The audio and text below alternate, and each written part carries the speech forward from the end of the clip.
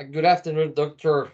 Klaus. My name is Daniel. My team and I perform an in-depth financial analysis for the years 2020 and 2019 of two of Canada's largest oil and gas companies, Cenovus and Enbridge. Both companies are located in Calgary, Canada. Enbridge was established in 1949 and Cenovus in 2009. As mentioned before, both companies are ranked among Canada's five largest oil companies. Enbridge is ranked number 4 with a revenue of $52.4 billion.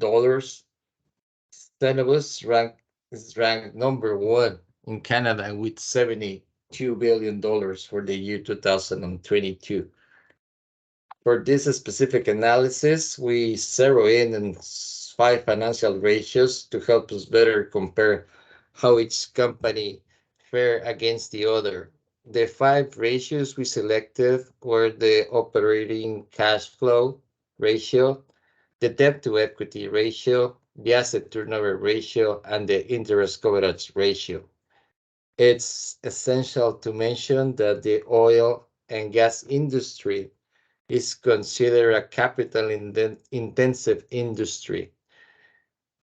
The companies with the largest capital expenditures, naturally those in the capital intensive industries, have a very intensive, expensive and large debts. They require large investing in PPE.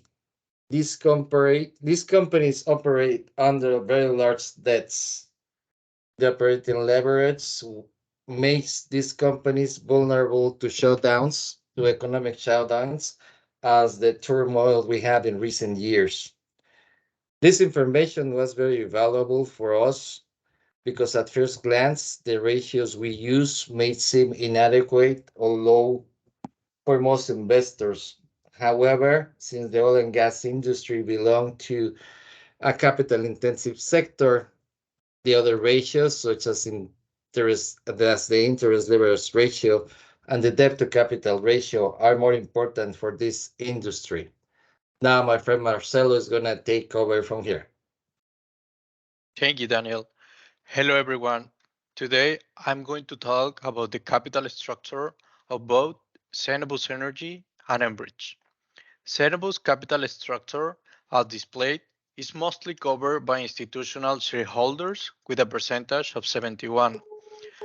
The one with the most participation is CK Hutchison Holdings, a Hong Kong-based company, 12% by individual shareholders, and the remaining 17% by employees, management, and hedge funds.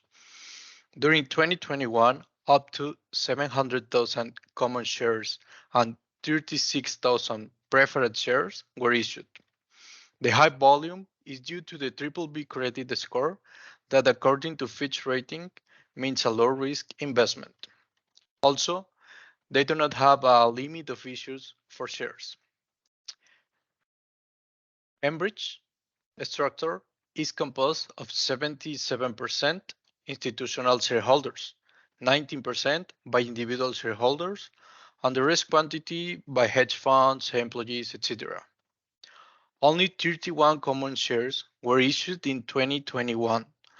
The reasons are an increase in common share dividend payments and the retention of West Coast Energy preferred shares owned by Enbridge. They also hold a BBB credit score according to Fitch Ratings with low risk, meaning preferred shares are an 8 class with a different yield to maturity according to the level of each one. Both companies are composed of almost the same capital structure. The main difference is the shares issued during the year.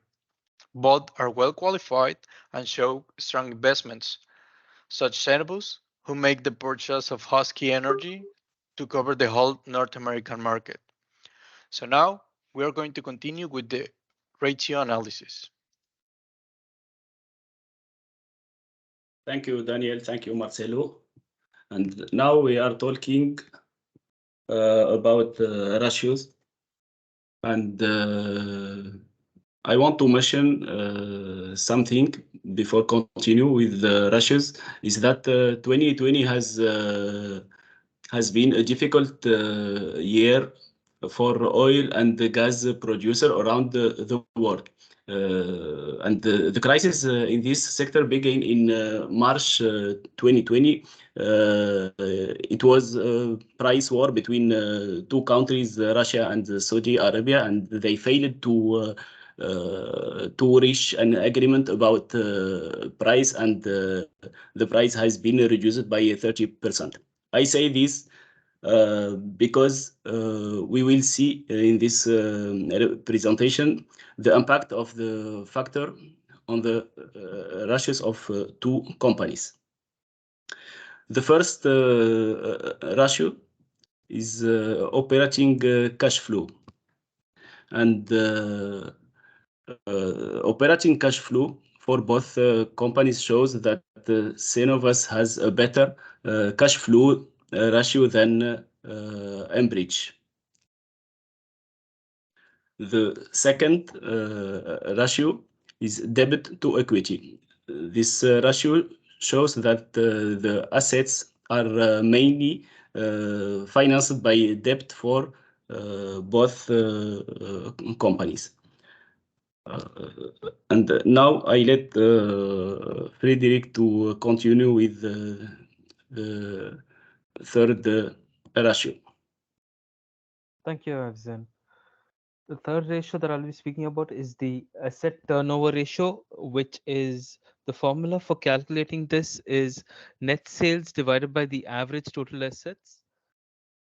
And this ratio helps us to gauge how effectively the firm and organization's assets are being utilized by the management. A company with a high asset turnover ratio shows that it's being effectively it's being operated more efficiently than when it has a low turnover ratio.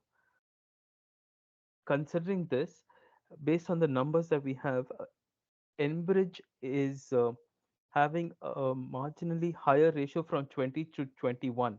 It was 0.24 million in 20 and 0.28 in 21.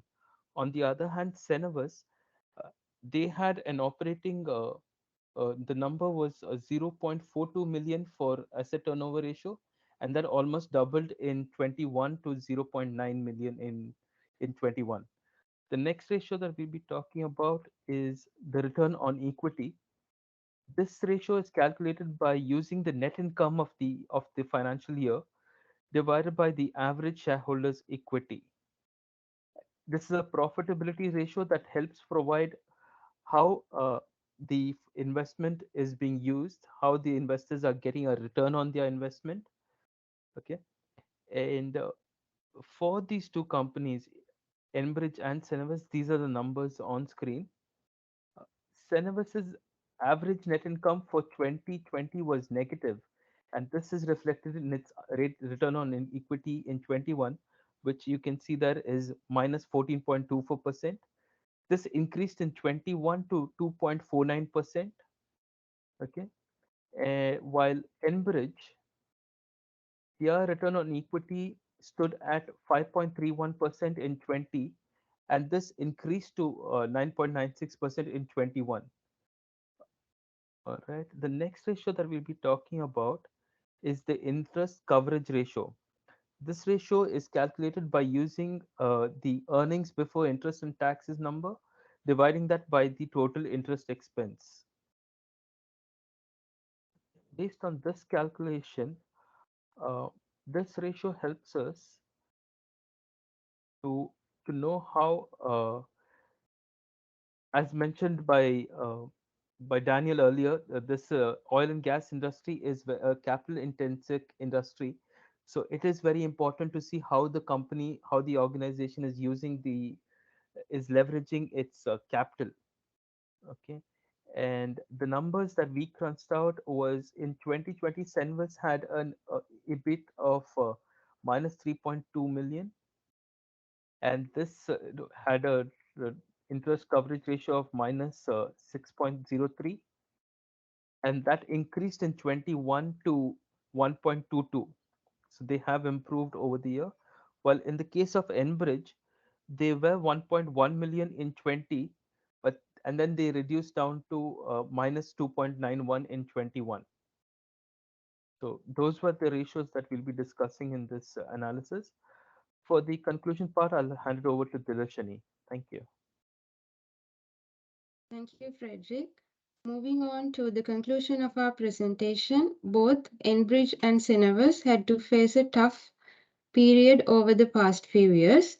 So one reason was the COVID-19 pandemic that negatively affected the overall production, and the other reason was that the oil and gas industry was significantly hit for the past couple of years, as we already mentioned, which affected the price, demand, and distribution, and eventually affecting the sales. So further, the Russia-Ukraine war also brought uncertainty to the market as well. We analyze the 5 ratios of operating cash flow, debt to income, debt to equity ratio, asset turnover ratio, return on equity, and interest coverage ratio for both Enbridge and Cenovus. After deep analysis of those 5 ratios, we conclude that Enbridge stands in a better financial position over Cenovus, where Enbridge tops Cenovus with wider margins. So with that, we have come to the end of our presentation, and thank you.